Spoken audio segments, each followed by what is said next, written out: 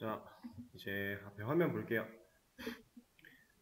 어제 마지막에 올려드렸던 문제에 대한 정답은 제가 수업 페이지에 그냥 올려드렸습니다. 이거는 특별하게 뭐 설명을 드릴 만한 게 없어가지고 그냥 정답 공개를 했고요. 그나마 한번 말씀드리면 좋을 만한 포인트가 한 두어 개, 세 개 정도 있는데 이것만 좀 짚어볼게요. 자, 꼭 이렇게 해야 되는 거 아니고요. 다른 방식으로도 할 수 있는데 이제 우리가 결과적으로는 데이터 프레임 형태로 되어 있는 데이터를 슬라이싱 하는 게 목표였어요. 그래서 행으로 끊든가 열로 끊든가 이런 작업을 좀 할 필요가 있었는데 저는 그걸 하기 위해서 ILOC라고 하는 이 녀석을 사용을 했습니다. 이거 데이터 프레임에서 사용할 수 있는 메서드고요. 메서드가 아니라 그냥 방식이다라고 보시면 되고요. 얘가 있고 그리고 ILOC가 있으면 그냥 LOC가 있어요. 그래서 이 녀석 둘의 차이만 간단하게 좀 말씀을 드릴 건데 LOC 같은 게 이제 로케이션의 약자로서 찾는 거예요.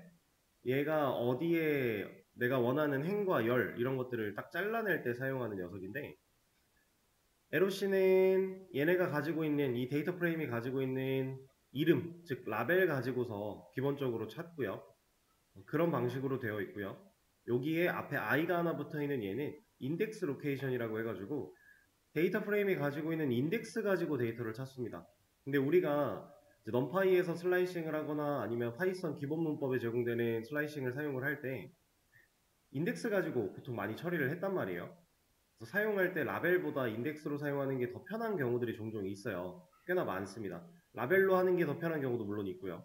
그래서 그 상황에 맞게끔만 둘의 차이를 잘 알아두셨다가 내가 좀 더 편한 걸로 데이터를 잘라내면 된다라고 하는 게 ILOC에 관련된 얘기였고요.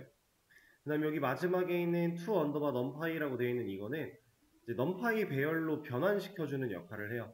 여기까지만 하면 그냥 슬라이싱 된 결과가 나오게 되는데 그거를 우리는 ND array라고 해서 제가 출력 예시로 이제 문제에서 보여드렸던 게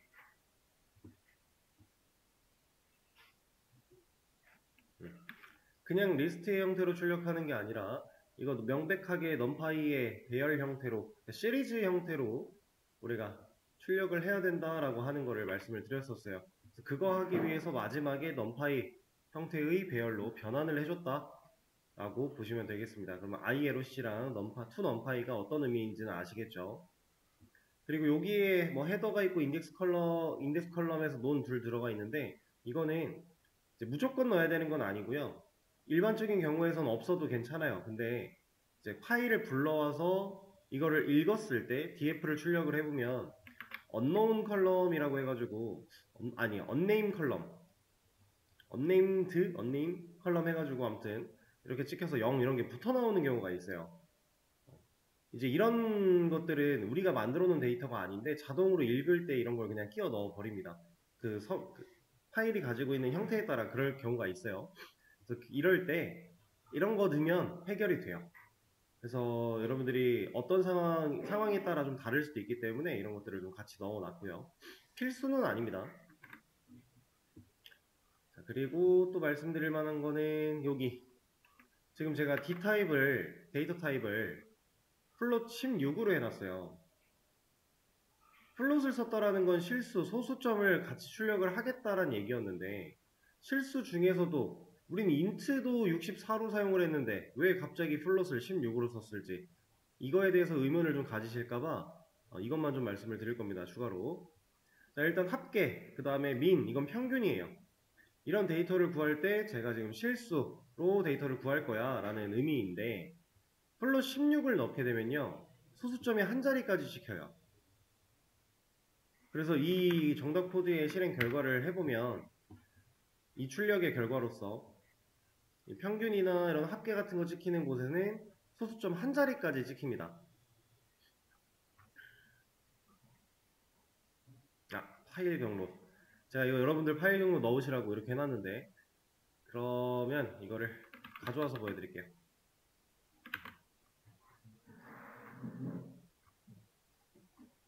밑에 있는 녀석은 다 주석이 걸려 있으니까 여기다가 경로를 좀 넣어줄게요. 제가 여기 엑셀 파일 안에다가 이걸 넣어놓은 게 있어서 얘로 불러오겠습니다.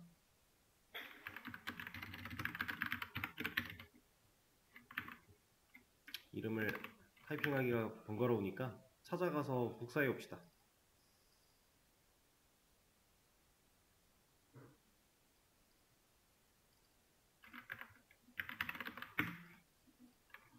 이렇게 실행을 해보면 결과가 소수점 한 자리가 잘 나오죠. 자, 근데 제가 이거를 플롯 64로 한번 변환을 시켜 볼게요.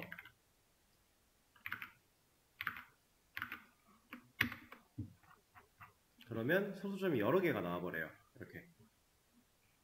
왜냐면 이제 정확도로 따지면은 16보다 64가 훨씬 정확한 거예요. 이건 당연할 수밖에 없는 얘기인데 얘는 저장하는 공간 자체 그 비트를 작게 잡은 거니까 우리가 더 정확하지 않은 좀 더 많이 가감된 그런 데이터를 저장할 수밖에 없지만 우리가 평균 같은 거 구할 때 소수점이 이렇게까지 많이 나와버리면은 오히려 사실 힘들잖아요, 관리하기가. 그래서 저는 한 자리만 보여주게 하기 위해서 16 사용을 한 거고, 일반적으로 64를 사용하게 되면은 이렇게 여러 자리가 나온다.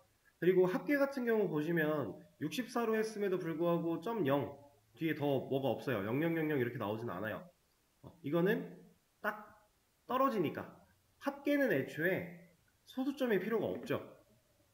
근데 소수점을 넣게 되면 16과 64의 차이가 없다 라고 하는 거, 한 자리를 어차피 보여줄 수밖에 없으니까 이런 거 좀 얘기를 드렸고, 나머지는 특별하게 설명드릴 게 없습니다. 그냥 똑같아요. ILOC를 사용해서 잘라내고 그거 넘파이 별로 변환, 여기까지 다 똑같고요. 그다음 슬라이싱 하는 방법, 여기 인덱스 번호 넣어주는 방법도 우리가 알고 있는 개념과 동일합니다. 그래서 똑같이 사용을 해주시면 되고, 그 다음에 썸은 합계, 미는 평균이니까 우리가 구하는 데이터를 그냥 구해버리면 되는 거죠. 자, 이렇게 해서 데이터 다 구해놨다. 그럼 이 데이터를 가지고서 만약에 그래프를 그린다 라고 하면은 여기 있는 것들 주석을 풀고 그냥 실행만 시켜도 우리는 그래프를 볼 수 있겠죠.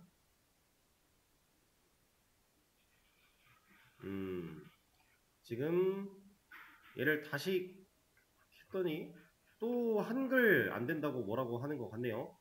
그러면 한글이 되게끔 처리를 해줘야겠죠. 이렇게 한글이 안 된다고 나왔으니까. 우리 어제 같이 봤던 문제 이거였죠? 아니지, 이거 말고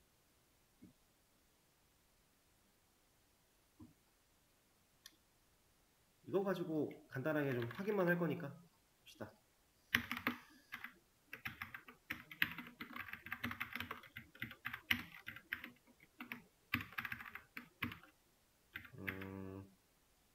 얘를 그냥 하죠.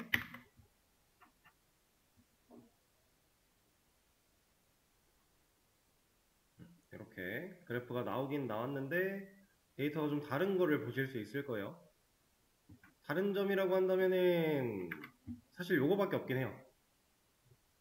나머지는 똑같은 데이터고 소비 금액에 대한 합계를 강제로 값을 집어 넣었던 상황이랑 진짜 여기 소비에 해당하는 내용을 다 더한 합계를 구한 거랑 이 차이밖에 없긴 하지만 이런 느낌으로, 그래서 여러분들이 실제로 어떤 데이터를 불러다 놨다면 그걸 사용해서 이렇게 뭐 내가 원하는 모양으로 잘라내고, 안 잘라내도 돼요. 그때그때 필요한 대로 그때그때 사용하셔도 되는데 잘라내 놓으면 좀 더 편하게 그래프를 그릴 수 있으니까 이렇게 처리하고 그걸로 그래프를 그려나가는 이런 과정까지 문제를 한번 다뤄봤다라고 보시면 되겠습니다.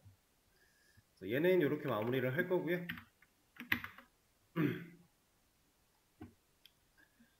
자, 오늘 이제 또 새로운 개념 하나를 들어가게 될 건데, 여러분들 파이썬을 공부한다라고 하면은 아마 이 얘기는 거의 100% 들어보셨을 거예요.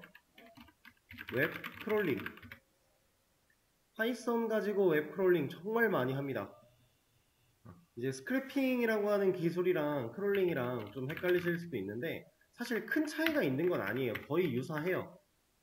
근데 스크래핑은 약간 정적인 느낌이라면 크롤링은 좀 더 동적인 느낌으로 생각하시면 되는 그냥 그 정도의 차이입니다. 그래서 일상생활에서 우리가 사용하는 언어에는 사실 둘의 큰 차이가 존재하진 않아요.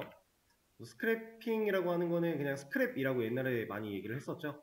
그래서 누가 적어놨던 이 글을 뭐 스크랩하겠다라고 하면은 그 글 내용을 그대로 가져와서 내 걸로 가져오는 이게 스크랩이었고요. 웹 크롤링 같은 경우는 이 사람이 올린 이 글을 가져오는 느낌이 아니라 이 사람이 올린 글을 보여주는 그 페이지 전부를 가져오는 느낌이에요. 그래서 약간 그 차이가 있다 정도만 이해를 하시면 되고요. 우리가 할 거는 크롤링이라고 하는 건데 요거를 이제 좀 더 확실하게 표현을 해보자면, 쉽게 얘기를 해보자면 그냥 웹페이지가 가지고 있는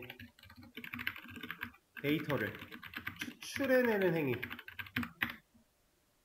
라고 보시면 돼요. 웹페이지가 가지고 있는 데이터라는 건 뭐냐면, 자, 만약에 여러분들이 이 네이버 메인 페이지를 크롤링을 할 거예요. 그럼 이 메인 페이지 안에 들어있는 지금 우리가 화면으로 보고 있는 이 구성을 그대로 내가 데이터로 추출해서 가져오는 걸 크롤링이라고 해요. 근데 요즘에는 하도 이 크롤링이 너무 쉽게 모든 페이지들의 정보를 가져가다 보니까 요즘에는 크롤링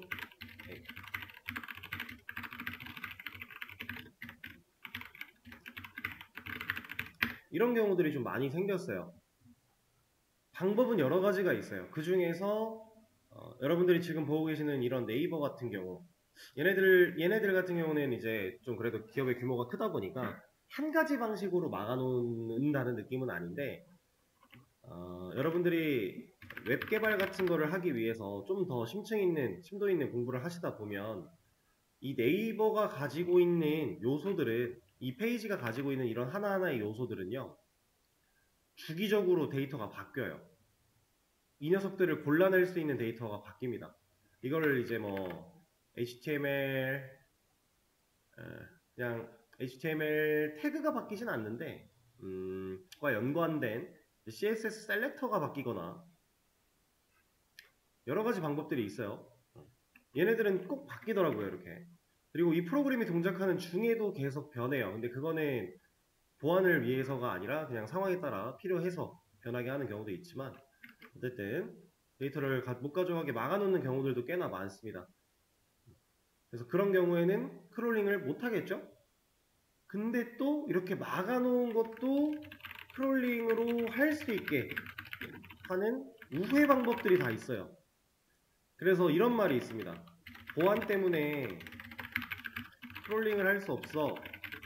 이 말은 당신의 크롤링 기술이 부족해 라는 뜻이래요. 이런 말도 있어요. 근데 뭐 100%다 되는지 100%다 안 되는지까지는 제가 모든 걸 다 테스트해보진 않아서 저도 좀 확실하진 않지만, 이런 얘기가 있을 정도로 크롤링이라고 하는 기술은 페이지가 가지고 있는 요소들을, 데이터를 가져온다. 그리고 그걸 못 가져가게 막기도 한다. 근데 이제 그런 게 막을 필요가 없는 괜찮은 곳들이 있죠. 그런 곳들 페이지를 가지고서 우리가 크롤링 실제 실습이랑 연습 같은 걸 좀 해보도록 할 거예요. 그리고 이 크롤링을 통해서 그냥 가져오기만 하면 사실 가져온 거 내가 보고 끝이에요. 근데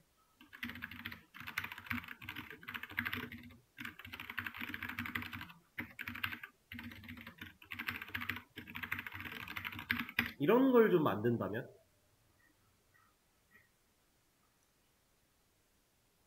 자, 항상 이 개발이라는 것은 어떠한 특정 기술을 가지고 코드를 이런 분석을 하는 거라든지 그래프를 그린다든지 아니면 지금 말씀드리는 크롤링을 한다든지 이런 기능을 우리가 구현을 했다라고 했을 때 그걸 내가 콘솔에서 코드를 실행시키고 콘솔에서 결과를 눈으로 보는 것까지만 하면 사실 별 의미가 없어요. 이거를 어찌됐건 프로그램으로 끄집어내야 사용자들을 모을 수 있고 그 사용자들이 실제로 사용하면서 편의를 제공받을 수 있는 거잖아요. 그렇죠? 사용자들한테 이렇게 코드 적어놨으니 이 코드 네가 가져가서 주피터 노트북 설치하고 네가 원하는 파일 넣어서 분석하고 그래프 그려서 눈으로만 봐 라고 하면 의미가 없다는 얘기예요. 이런 것들을 자동화를 시켜줄 수 있게끔 항상 프로그램으로 만드는 그런 작업이 필요한데, 크롤링도 마찬가지. 얘 가지고 할 수 있는 게 생각보다 많아요. 왜냐면 요즘 세상에서 가장 데이터, 정보가 많은 곳은 어디입니까? 컴퓨터인데 컴퓨터 중에서도 웹이에요, 웹. 그러니까 인터넷이죠. 웹이라는 거는 인터넷으로 사용될 수 있는 페이지인데 그 웹 페이지에는 진짜 수많은 정보들이 다 들어있어요. 그럼 그 정보들 중에 내가 뭐 예를 들어서 우리가 조금 이따가 실습을 해볼 건데 국내 증시에 대한 데이터를 크롤링을 해요. 그리고 이 증시가 변화하는 과정이라든가 아니면 실시간으로 사람들이 어떤 종목에 지금 주목하고 있는가 이런 인기 검색어 같은 거 이런 것들을 크롤링을 해서 내가 데이터화를 추출해냈다고 해볼게요. 그럼 이거 뽑아내서 나는 뭐 하면 돼요? 이거 가지고 하면 좋을 거? 예를 들어 내가 만든 웹페이지에다가 내가 만든 웹사이트에다가 지금 실시간으로 변하고 있는 이 인기 검색어를 보여주는데 얘가 차트가 순위가 변했다면 변했을 때 사용자에게 알림을 띄워주는 거죠. 근데 이 알림의 종류에는 뭐 메시지를 보낼 수도 있고 카카오톡을 보낼 수도 있고 아니면 페이 사이트 내에서의 알림을 띄울 수도 있고 그러니까 이 변화를 민감하게 생각해야 되는 사람들한테는 되게 좋은 기능이 되겠죠. 그리고 이렇게 알림이 떴을 때 뭐 링크 같은 걸 누르면은 바로 또 이 그 변화하는 이 증시에 관련된 종목에 대한 뭐 가격이라든지 이런 추세가 나타날 수 있게끔 해주는 그런 것들을 자동화로 만들어 놓는다면 유용하겠죠? 그죠? 결국은 우리가 이 크롤링이라는 기술도 이건 하나의 단편적인 예시지만 이런 느낌으로 내가 어떤 걸 개발할 때 이제 부가적인 기술로서 사용을 하게 되는 거예요. 그리고 이거랑 유사한 게 지금 말씀드린 이런 상황과 유사한 게 우리가 어제도 얘기가 나왔던 API라고 하는 녀석인데 사실상 API와 크롤링 개념 자체가 그렇게 많이 다를 수는 없어요. 비슷한 결이에요. 명백히 다르긴 다르지만 비슷한 결이다. 그래서 실제로 크롤링을 해보면서 얘가 왜 비슷하다고 하는지 간단하게 또 얘기를 드려보도록 하죠. 자, 그러면 지금 말씀드린 것처럼 이제 크롤링으로 국내 증시 데이터를 좀 가져오기 위해서 제가 코드를 좀 적어 볼게요. 이 크롤링 코드는 기본적인 코드는 똑같아요. 누가 쓰든지 똑같아요. 이 세부적으로 내가 이 보안을 뚫기 위해 우회하는 방법이랑 그 안에서 찾아내고자 하는 요소에 따라 코드가 변할 수는 있지만 기본적인 사용법은 동일하다. 그래서 기본적인 사용법 먼저 좀 보여드릴 겁니다.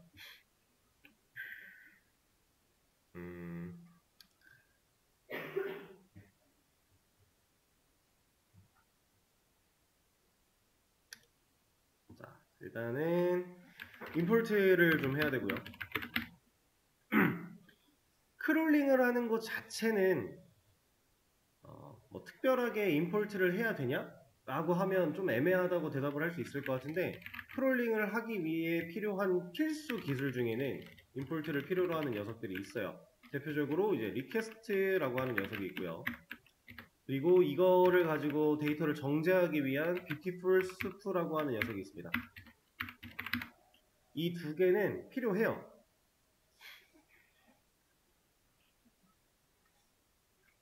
그래서 우리가 얘네들을 임포트를 좀 해주고 갈 거고요.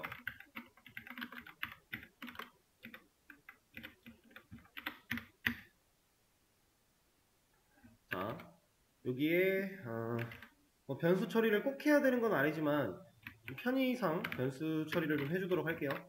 URL이라고 하는 변수 하나 만들어서 우리가 가고자 하는 사이트, 네이버 금융 사이트 들어가 보겠습니다.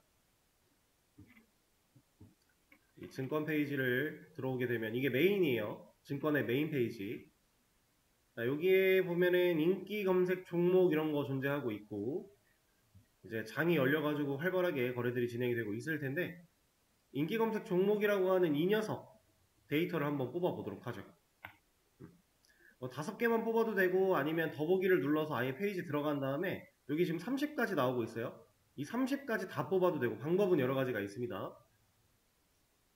근데 일단 메인에서 여기를 뽑겠다라고 하면 자 여러분들이 지금 데이터를 가져가고 싶은 페이지는 어디예요?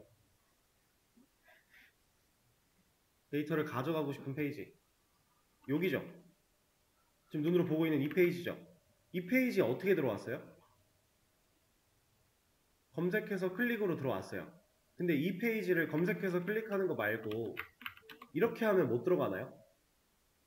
들어갈 수 있죠. 얘는 뭐예요? URL이죠. 그러니까 도메인이라고도 하고 URL이라고도 하고 어쨌든 주소예요, 주소. 이 주소를 입력하면 이 주소에 연결되어 있는 해당 사이트가 나오죠. 그렇죠? 자, 이 상황에서 여러분들이 꼭 아셔야 되는 개념 중에 하나가 있는데 이거는 크롤링에서도 필수로 알아야 되는 지식이고요. 그다음에 아까 전에 말씀드린 API를 다루거나 할 때도 꼭 필수적인 지식이에요. 그리고 가장 기본적인 웹의 동작 방식이기도 해요. 지금부터 말씀드리는 거는. 자, 웹이라는 녀석은 이 사이트에 들어오기 위해서 우리가 주소를 입력하거나 아니면 검색을 하죠. 이렇게. 자, 이 주소를 입력하거나 검색을 할 수 있게 제공되는 얘는 뭡니까? 이거 뭐예요, 이거? 지금 우리가 보고 있는 이거.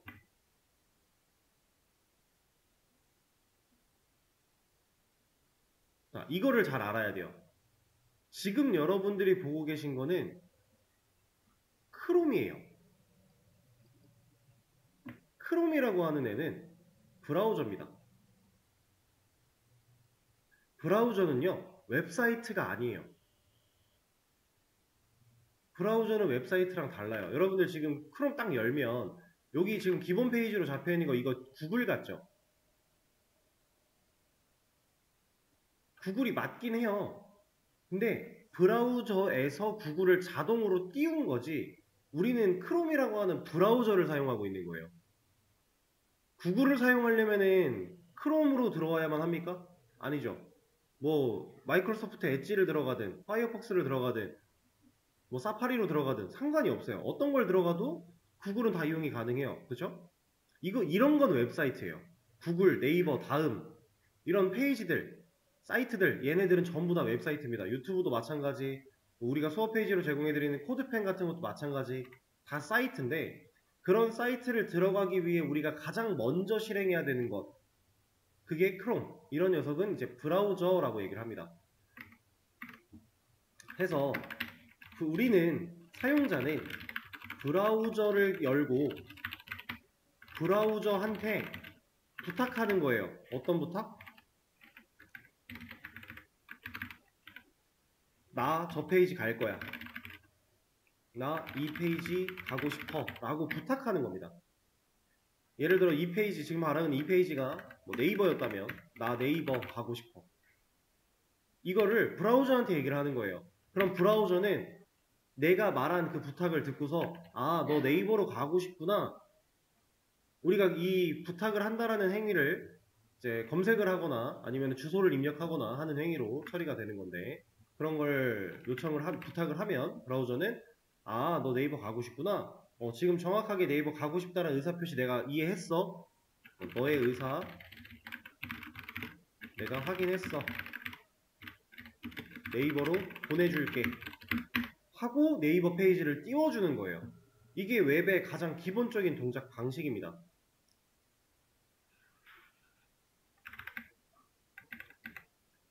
근데 이런 상황일 때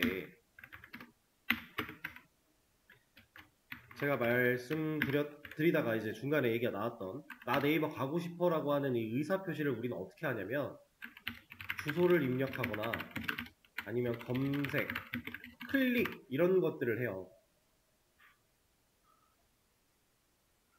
이러한 모든 행위를 우리는 요청이라고 얘기를 합니다.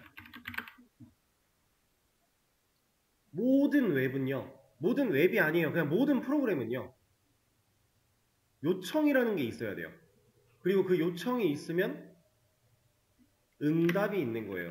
그게 얘입니다.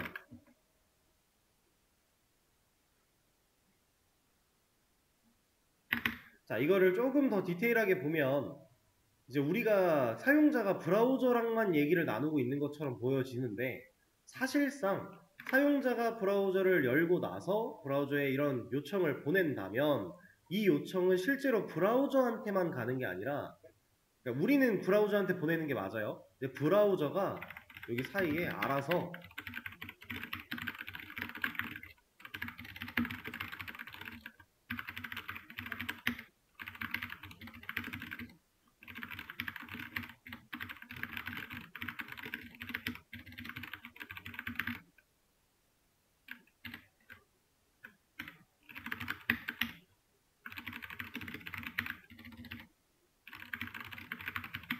이런 일이 벌어져요.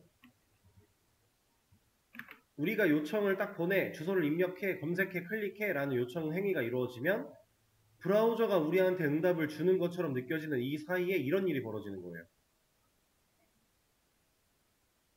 그러니까 실제로는 사용자가 있으면 사용자는 브라우저랑 연결되어 있고 브라우저는 웹서버들이랑 연결이 되어 있는 것처럼 느껴지시면 되고, 웹서버는 다시 브라우저에게 이렇게 갔다가 다시 이렇게, 그럼 브라우저는 사용자에게 화면을 띄워준다. 그러니까 이런 식으로 통신이 이루어집니다. 이게 웹의 통신 방식이에요. 그래서 모든 요청과 응답, 웹은 요청과 응답으로 이루어져 있다라고 해도 틀린 말이 아닐 정도로 100% 요청과 100% 응답으로 이루어져 있는데, 자, 이거 뭐 깊게 이해할 필요는 없지만 간단하게 쉽게 좀 말씀을 드린 거니까 이 정도는 흐름을 갖고 가시는 게 좋아요. 그래야 이해하기가 쉬워요. 그래서 우리가 브라우저에게 말하는 뭐 이렇게 버튼을 클릭한다거나 아니면 여기에 뭔가를 입력한다거나 뭐 주소를 입력한다거나 이런 모든 행위가 요청이고요. 그 요청을 보냈을 때 어떠한 결과가 나오겠죠. 내가 이상한 검색을 하면 너 이상한 검색했어. 뭐 제대로 도메인을 입력을 하면 그 해당 페이지가 나오고, 이런 대답해주는 행위, 그게 다 전부 다 응답이다 라고 하는 건데, 자, 이런 건데 우리가 아까 전에 보고 있던 이 페이지 어떻게 들어왔다고요? 도메인을 입력해도 되고 검색해서 클릭해도 되고, 즉 우리는 뭐 했다는 거예요? 요청을 보냈다는 거예요. 그러니까 브라우저는 이런 과정을 거쳐서 우리한테 응답으로 준 게 이 페이지의 메인 모습입니다. 화면입니다. 그죠? 자, 이거는 우리가 브라우저를 사용해서 화면을 보고 있는 상황인 거고, 크롤링하는 상황은 어때요? 우리가 화면을 보려고 하는 게 아니에요. 그 화면에 들어있는 그 웹사이트가 가지고 있는 데이터를 뽑기 위해 하는 게 크롤링이죠. 자, 근데 이 데이터를 뽑으려면 어디를 들어가야 돼요? 데이터를 뽑으려면 데이터가 있는 곳으로 가야죠. 데이터가 있는 곳이 어디입니까? 여기죠.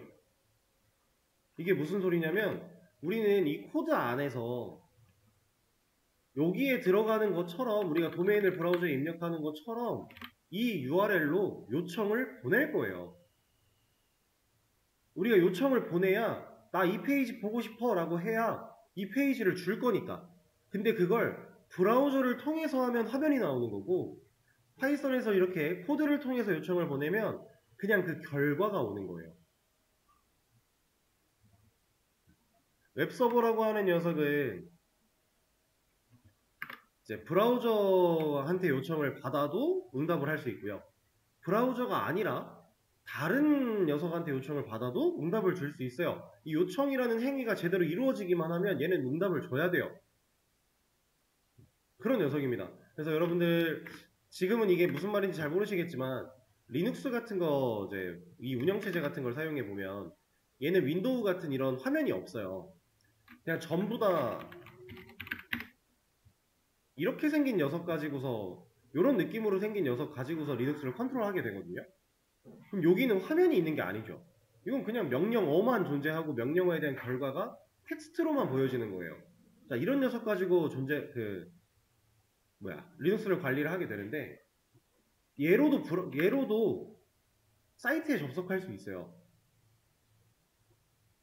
얘로도 접속을 할 수 있고 그 사이트가 어떻게 생겼는지 우린 눈으로 볼 수 있어요. 물론 이렇게 보는 화면이랑은 차원이 다르겠지만 불가능한 거 아니에요. 가능해요. 왜? 요청을 제대로만 보내면 되니까. 그리고 그 요청에 대한 응답을 받기만 하면 되니까. 그렇습니다. 자, 그래서 우리가 코드 안에 이 URL 주소를 넣어줄 필요가 있고요. 이렇게 주소를 넣게 되면 이 녀석을 보낼 거예요. 그러니까 이렇게 변수에 담아놓은 주소에다가 요 주소를 가지고 요청을 보낼 겁니다. 자, 근데 요청을 보낸다라고 하는 그 행위를 누가 하냐면 얘가 해요. 이 리퀘스트라고 하는 임포트를 해놨던 이 녀석이 요청이라는 애예요. 그러니까 정확히는 리퀘스트 얘가 요청인데 s가 붙은 거는 그냥 여러 개 처리할 수 있어서 요청들이란 느낌으로 보시면 됩니다. 얘는 사용하는 목적이 조금 달라요. 얘는 이따가 나올 거예요. 일단은 이 리퀘스트라고 하는 녀석을 써야 요청을 보낼 수 있다. 요청을 보낼 수 있어야 응답도 받을 수 있다. 그래서 크롤링의 가장 기본 요청을 보내는 행위라고 생각하시면 됩니다. 그리고 그때 우리가 어디로 요청을 보낼지에 대한 내용을 주소로 기록을 하는 거예요. 자, 그러면 이 URL로 제가 요청을 보낼 건데 변수를 하나 만들어내고요. 리스폰스라고 하는 변수, 얘가 이제 응답이라는 뜻이에요. 그러니까 응답을 저장할 변수라고 보시면 됩니다. 그래서 requests 이 녀석이 가지고 있는 get이라고 하는 애를 사용해서 URL을 보냅니다.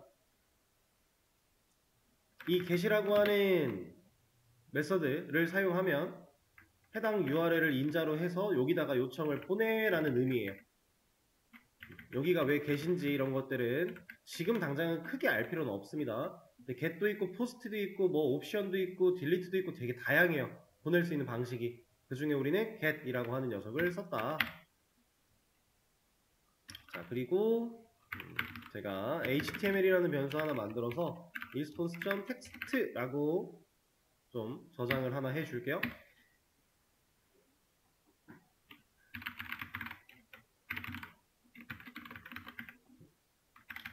이거를 보기 전에 얘를 먼저 봅시다.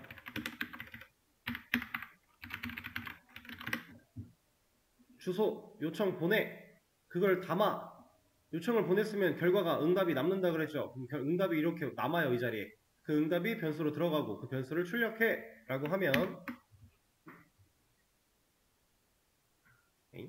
뭔가 오타가 있나 보네요. Q, T, 풀, 숲. S가 대문자여야 돼요. 이거는 근데 지금 안 쓰니까 빼고 이렇게 보면 뭐라고 왔어요? 리스폰스 200이라고 해서 왔어요. 이 리스폰스 200이라고 하는 건 뭐냐면은 응답에는 항상 상태 코드가 존재해요. 응답이라고 하는, 그러니까 요청이 들어가면 요청에 대한 응답이 무조건 오는데 그 응답이 상태 코드라는 게 존재해서 같이 와요. 이 상태 코드는 뭐냐면 성공했니? 아니면 실패했어? 실패라면 왜 실패했어? 이런 상태 코드예요. 이거 가지고 우리가 HTTP 상태 코드라고 얘기를 하는데 여기에는 성공일 때는 200, 실패일 때는 400번대 보통 이런 식으로 나옵니다. 그리고 300번대도 있고 500번대도 있긴 해요. 이것도 실패의 경우들이긴 한데 어쨌든 성공은 무조건 200이에요. 그 외에는 뭔가 잘못됐다라고 생각하시면 돼요. 그래서 여러분들 가끔 가다가 사이트 딱 들어갔는데 웹페이지를 찾을 수 없습니다. 뭐 이런 문구 나오는 거 보신 적 있으실 겁니다. 그때 유심히 보신 분들이 있다면 404 같은 거 보신 적 있을 거예요. 이게 가장 대표적인 not found 상태 코드예요. 페이지를 찾을 수 없다라고 하는 HTTP 상태 코드 not found. 그리고 이거 말고 좀 많이 볼 수 있는 게 403 forbidden이라고 해서 이런 녀석도 가끔 많이 볼 수 있고요. 그리고 뭐 500 뭐 이런 것도 볼 수 있고요. 다 상태 코드입니다. 근데 그 중에서 우리는 지금 200 찍혔으니까 이거 무슨 소리예요? 성공이란 소리예요. 근데 성공은 성공인데 우린 지금 이렇게 적혀있는 얘를 보고자 이걸 찍은 게 아니었단 말이에요. 얘가 갖고 있는 그 페이지 데이터를 보고 싶었단 말이에요. 그거를 보려면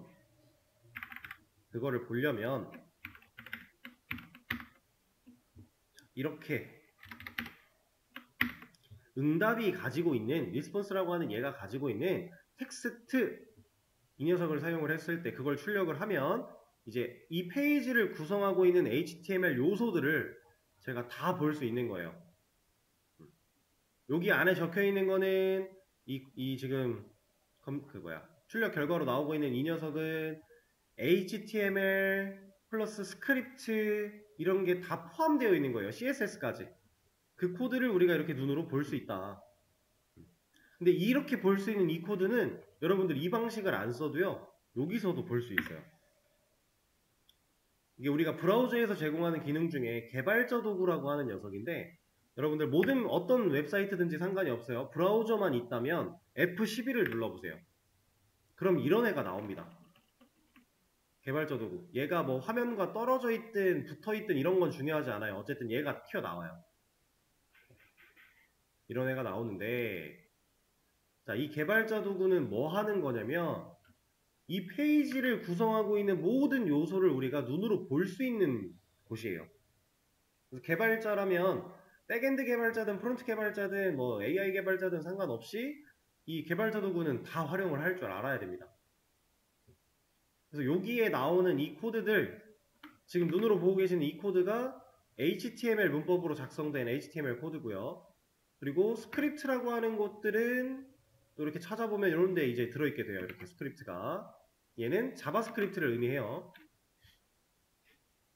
자, 이렇게 코드를 우리가 볼 수가 있다라고 하는 거고 그리고 CSS 같은 거는 내가 어떤 원하는 요소를 만약에 선택을 했다 그러면 이쪽에서 또 나와주고 있어요. 이렇게 스타일이라고 해가지고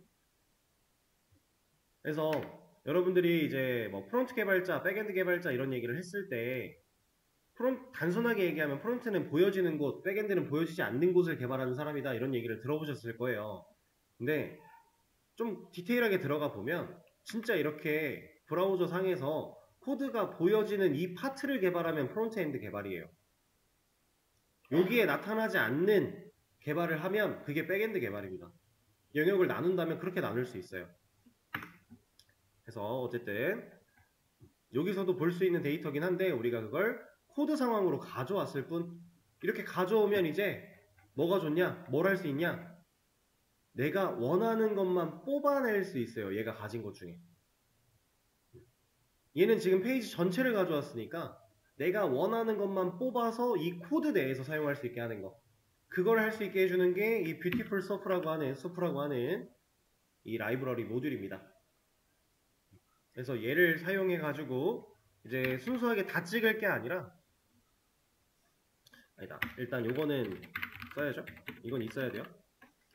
순수하게 다 찍어서 볼 게 아니라 이렇게 만들어진 페이지를 구성하는 요소 데이터에서 내가 원하는 것만 추려내는 작업을 또 들어가 보도록 할게요. 수프라고 하는 변수 하나 만들어 가지고 뷰티풀 수프 이 녀석을 사용해서 HTML 내가 지금 방금 전에 위에서 정제해 놨던 그 페이지 모든 요소를 가져오는 데이터를 넣어주고요. 여기다가 html.parser라고 넣어줄 겁니다. 이 과정을 거쳐주면은 얘가 가지고 있는 기능을 토대로 이제 우리가 좀 전에 HTML이라고 하는 녀석을 찍어서 나왔던 이 결과 중에 내가 원하는 애만 추릴 수 있게끔 준비를 해놓은 상태예요. 그렇게 준비가 됐으면 이제 준비된 녀석에다가 뭘 뽑아볼까요? 우리가 이거 뽑는다 그랬죠? 이 녀석이 어떻게 구성이 되어 있는지 확인을 좀 해야 돼요. 그래서 제가 지금 뭐 한 거냐면은 개발자 도구에 있는 여기에 있는 이 버튼 셀렉트 모드라고 하는 버튼인데 이거 컨트롤 쉬프트 C 누르면 자동으로 할 수 있어요. 내가 원하는 영역을 이렇게 마우스로 가져다 대면 지금 여기 뜨는 거, 여기 바뀌는 거 이런 거 다 보실 수 있거든요. 그래서 이런 영역들을 다 눈으로 확인한 다음에 이 구성을 찾기 위해 누르고 보는 거예요. 이제 얘가 어떤 구성을 가지고 있나. 그럼 우리는 인기 검색 종목이라 그래서 이만큼을 가져오고 싶었으니까 이 녀석들이 구성되어 있는 요소를 찾아내는 겁니다. 여기서 이 div라고 하는 이 녀석이 가지고 있는데 H3는 인기 검색 종목에 해당을 하고 있고 그 밑에 테이블이라고 하는 녀석이 실제로 얘가 이만큼의 데이터를 가지고 있겠네요. 그럼 우리가 얘네를 뽑아오겠다라고 하면 이 테이블을 가져오면 되는 거예요. 자, 그래서 어떤 식으로 하는 거냐면 제가 보여드릴게요. 이 녀석에 카피 들어가서 카피 셀렉터라고 하겠습니다. 그리고 여기로 와가지고 보면은 괜찮은 것 같아요. 자, 그러면 이거를 제가 변수로 좀 만들어서 담아줄게요. 테이블이라는 변수로 수프가 가지고 있는 select 1이라고 하는 곳에다가 이 녀석을 넣어줄 겁니다. 이렇게 샵이 빠지면 안 되죠.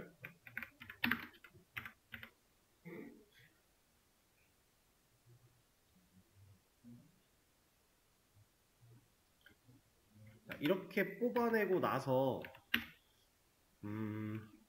얘도 한번 볼까요? 네.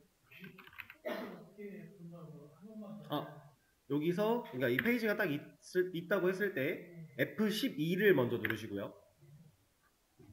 그 다음에 여기 이 버튼, 네, 이 화살표와 창이 점선으로 되어 있는 이 버튼, 얘를 클릭하시고 화면에 이제 마우스를 갖다 대면 이 요소들을 확인할 수 있어요. 이렇게 각각의 요소들을.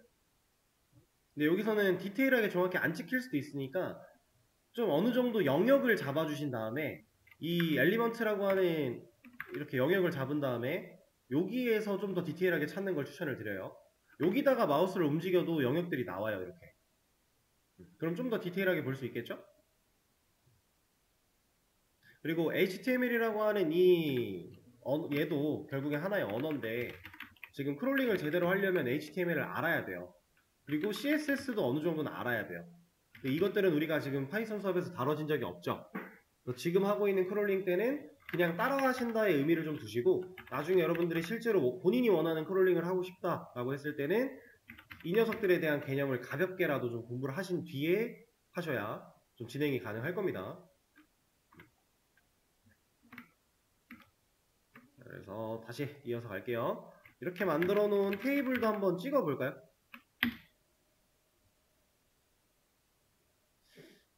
주피터 노트북에는 이 녀석이 제공이 안 되나? 제가 실수를 하나 했군요.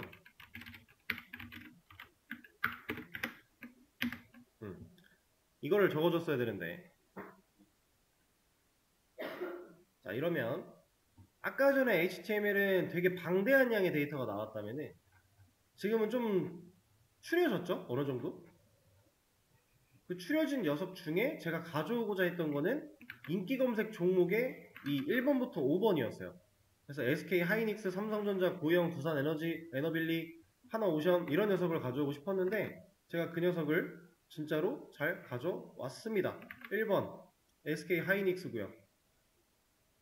1번은 여기 써 있는 게 아니죠. 여기 써 있고 1번 SK 하이닉스, 그 다음에 하락이고 부천이고, 그 다음에 2번 삼성전자, 하락이고 600이고 뭐 이런 거. 데이터를 정말로 이렇게 가져올 수 있습니다. 이게 크롤링의 가장 기본이에요.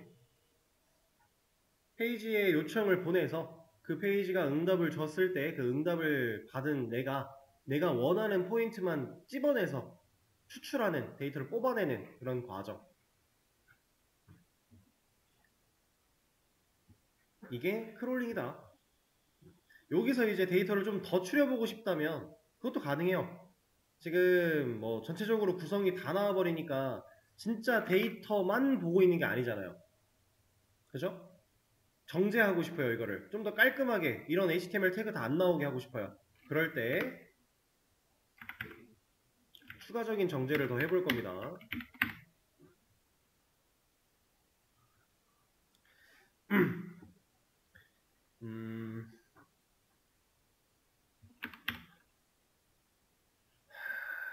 이렇게 하죠. else라고 해서 테이블이 가지고 있는 녀석을 찾아가지고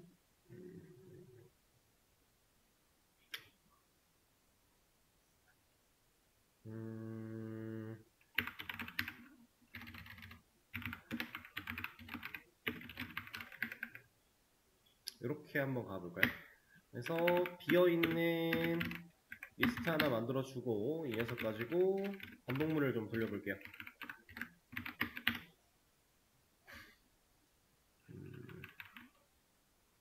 그리고서 구성을 조금 더 보긴 봐야 돼가지고 테이블에 tbody에 tr a 오케이.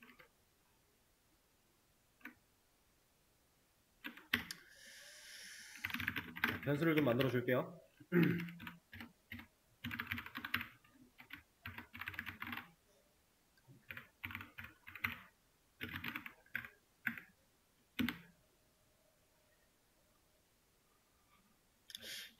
잠시만요.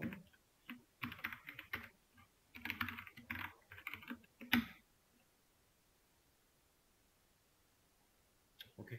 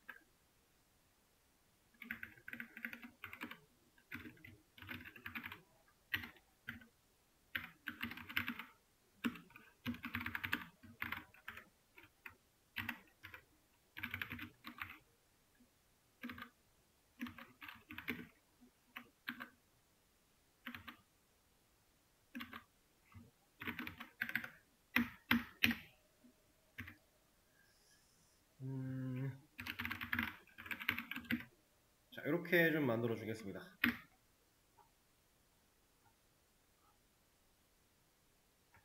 이게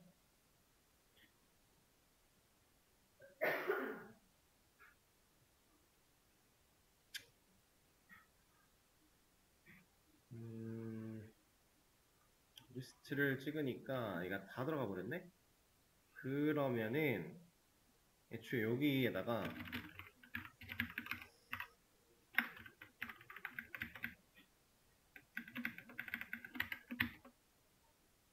이름이 다 들어가네. 텍스트를 넣어서 어펜드를 했는데 텍스트만 뽑으려고 했더니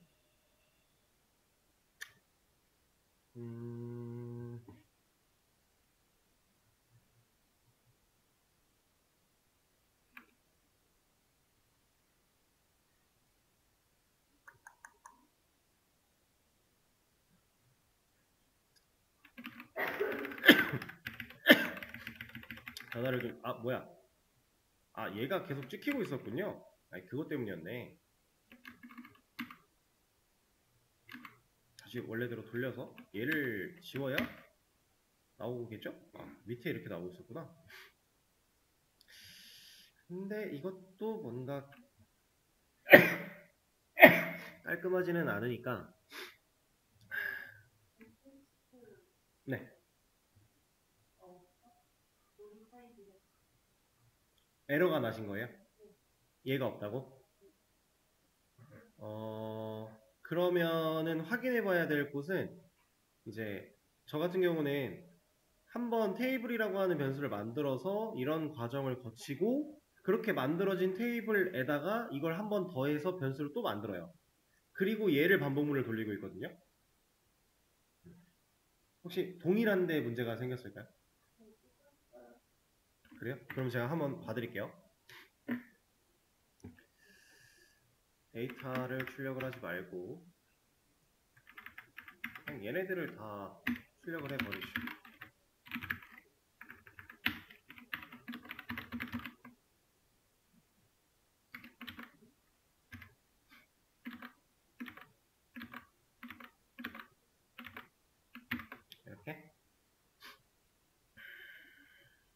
얘는 혼자 왜 이렇게 멀어졌니?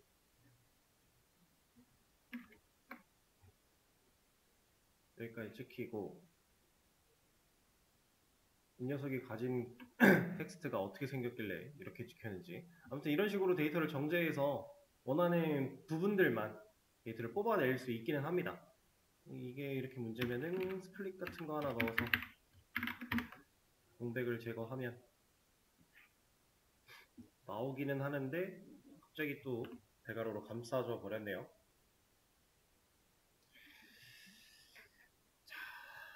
이제 이게 크롤링의 가장 기본적인 내용이라고 보시면 되고, 이렇게 만들어내는 이런 크롤링 기술을 가지고서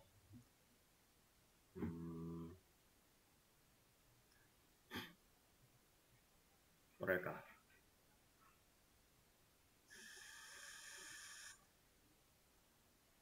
지금 당장은 여러분들이 HTML이랑 CSS를 잘 모르시는 상태니까 뭔가를 막 직접적으로 해보라고 말씀을 드리기에는 좀 어려울 것 같고,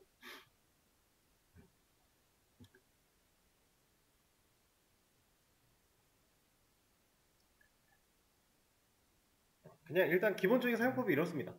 이거에다가 좀 더 추가적인 것들을 많이 할 수 있어요.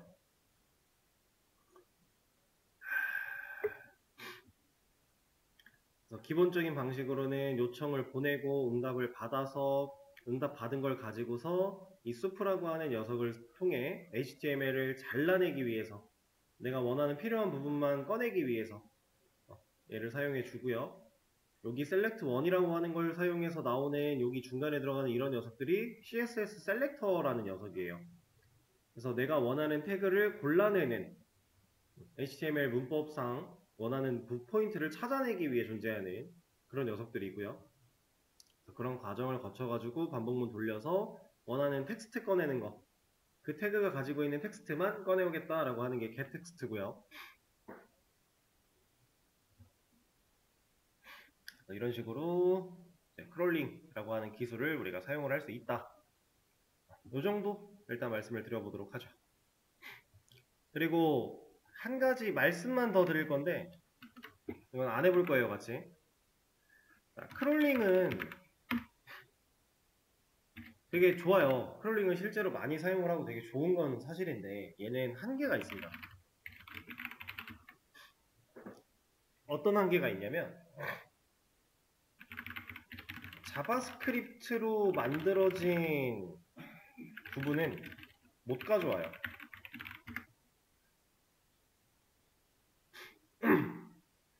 자, 이것도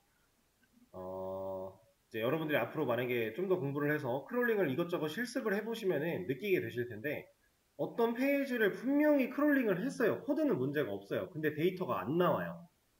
그런 경우가 분명히 있습니다. 그거는 자바스크립트로 만들어진 부분인가? 라는 의심을 우리는 해야 돼요. 그래서 데이터가 안 오나? 그리고 그 동작을 확인해 보셔야 됩니다. 자, 자바스크립트로 만들어진 부분이라는 게 무슨 소리냐면은, 자, 일반적으로 우리가 페이지, 이게 웹사이트를 이용을 할 때 제가 증권 홈이라고 하는 지금 여기 메뉴를 눌러져 있는 상태죠. 여기서 국내 증시라고 하는 이 메뉴를 누른다 라고 하면은, 자, 지금 이 페이지가 움직일 때 여러분들이 느껴야 되는 것들을 일단 눈으로 좀 보세요. 뭘 느껴야 되는지 모르겠지만 일단 차이를 좀 보세요. 자, 이제 제가 포인트를 짚어드릴 거예요. 도메인이랑 여기, 그리고 이 새로 고침되는 이 녀석, 그리고 페이지가 깜빡깜빡 하면서 그려지는 그 느낌을, 이 네 가지를 한번 느껴보세요.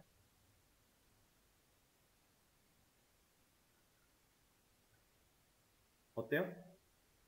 페이지 깜빡거리고 있고, 이 녀석도 깜빡거리고 있고, 새로 고침도 한 번씩 깜빡거리고 있고, 도메인도 제대로 바뀌고 있죠. 이거는 자바스크립트로 만들어진, 그러니까 이렇게 표현을 해야 되겠네요. 어쩔 수 없네요. 이게 말이 어려우실까봐 안 쓰려고 했는데, 지금 방금 여러분들이 느끼신 이 변화는 동기통신이라고 해요. 우리가 어떤 요청을 보내면 그 서버가 응답을 해주고, 그 응답하는 과정을 화면에 그려낼 때 동기 방식으로 통신을 했다라고 해서 동기 통신이라고 하는데, 자바스크립트를 가지고서 비동기 통신이라는 걸 할 수 있어요. 이 비동기 통신이라는 거는 이게 정확한 예시는 아니지만 그냥 느낌만 보세요. 제가 만약에 얘를 눌러요. 이렇게 왔다 갔다 해요. 그럼 지금 화면에서 깜빡거리면서 뭔가 새로 그려진 게 아니라 그냥 부드럽게 얘만 튀어나오죠. 이렇게. 이거는 CSS 가지고 할 수도 있고 비동기 통신 가지고도 할 수 있지만 지금 그냥 이런 느낌처럼 깜빡거리지 않고 새로 그려지지 않는 그냥 페이지의 일부만 변화하는 그런 상황을 우리가 이제 비동기 통신이다 라고 얘기를 합니다. 근데 이 비동기 통신을 사용하는 웹사이트가 되게 많아요. 좋은 기술이라서 되게 많은 웹사이트가 얘를 쓸 수밖에 없는데, 얘를 쓰게 되면은 지금 이것도 보시면 얘는 화면에 없던 애죠. 근데 우리가 이걸 누르면 그려지죠. 그렇죠? 그러면 우리가 네이버 메인 페이지를 크롤링 해왔을 때 얘는 못 가져온다라는 거예요. 그런 느낌으로 이해하시면 돼요. 그러니까 모든 데이터를 정말로 다 가져올 수 있는 게 아니다라는 얘기입니다. 상황 이해되실까요?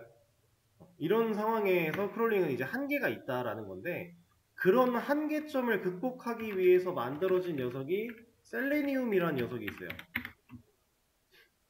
그래서 크롤링을 하다 보면은 이 셀레니움이라고 하는 녀석까지도 같이 좀 연계로 공부를 해줘야 우리가 제대로 된 자동화 프로그램을 좀 만들 수가 있게 됩니다. 그리고 이 자동화 프로그램을 만드는 데에는 이거는 일단 말씀을 좀 드려보고 실습을 같이 해볼 수 있으면은 좀 간단하게 보여드리긴 해볼게요. 자, 크롤링과 셀레니움 이 두 녀석을 적절히 잘 사용을 해서 우리가 페이지에 있는 데이터를 우리가 추출해서 처리를 한다. 또 결국 우리는 자동화 프로그램을 만들고 싶다 라고 하면은 여기에 진짜 제대로 된 자동화를 위해 마우스 움직이는 거, 마우스 조작, 키보드 입력 이런 것까지 오토로 할 수 있어요.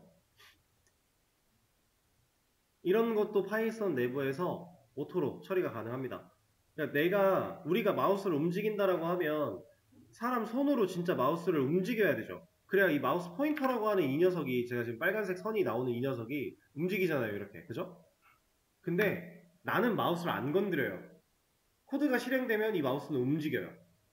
마우스 포인터가. 그런 것들도 할 수 있다는 얘기예요. 그리고 마우스 포인터가 움직였을 때 그 위치에서 어떠한 키보드가 입력된다라고 하는 그런 행위도 코드로 다 만들어낼 수 있어요. 그래서 이런 것들을 완벽하게 병합을 시키면, 완벽하게 이제 하나로 만들어서 프로그램을 짜면 진짜 여러분들은 이런 겁니다. 예를 들어서 새 폴더가 아니지.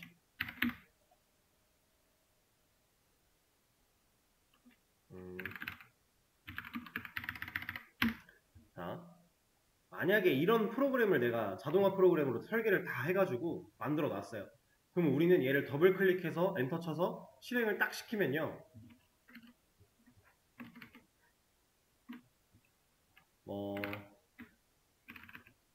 네이버 페이지가 열려서 이 페이지에 자동으로 로그인이 돼서 로그인하고 메일로 들어가서 그 메일 중에 가장 최근에 와 있는 메일 10개를 가져와서 그 내용을 각각의 파일로 분리해서 저장하고 그렇게 저장된 파일 10개를 내려받게 하는 거. 뭐 이런 식으로. 내가 그냥 프로그램 하나 실행만 시키면은 거기에서 이런 것들을 다 알아서 할 수 있게 만들 수가 있어요. 그러면 이렇게 만들어진 프로그램은 왜 뭐가 좋아요? 이게 생각이 필요하지 않은 인간의 사람의 판단이 필요하지 않은 고정된 단순 노동들을 뭐 사람이 하면 1시간 걸릴 거 프로그램으로 만들어 놓으면 1분이면 돼요. 지가 알아서 다 하는데 그게 완성되는 것까지 1분이면 돼요. 이게 자동화 프로그램이 가지는 메리트예요. 우리는 그런 것들을 만들 수 있고요. 상황 이해가 좀 되실까요? 자, 그래서 이거를 좀 잘 만들어낸다면 이런 것들을 다 언어를 충분히 공부를 해서 이런 프로그램들을 잘 찍어낼 수 있다면 뭐 괜찮은 아이디어를 가지고 뭐 어플 같은 걸 만들어도 괜찮고요. 아니면은 뭐 아예 웹을 만들어서 사용자들을 해도 괜찮고요. 그런 게 결국에는 이제 하나의 웹 서비스가 되는 거죠. 그렇게 해서 성공하면 웹 서비스가 이제 이름을 날리는 거고, 그게 안 되면 이제 실패하는 거고, 그런 느낌인데, 여러분들이 흔히 얘기하는 네카라 쿠베당토, 뭐 구글도 마찬가지고 이런 녀석들 전부 다 이렇게 시작을 하는 거예요. 사람들이 어떤 서비스를 필요로 할까라는 생각으로 시작을 해서 그 서비스를 실제로 구현하고 그 내부 프로그램에서 되게 많은 자동화가 이루어지기까지 개발이라는 건 이런 영역입니다. 이렇게 생각을 해주시면 될 것 같고요. 그럼 일단 크롤링에 대한 기본적인 얘기는 여기까지 진행을 할게요. 쉬는 시간 가졌다가 다음 시간에는 또 뭔가를 해보도록 하죠.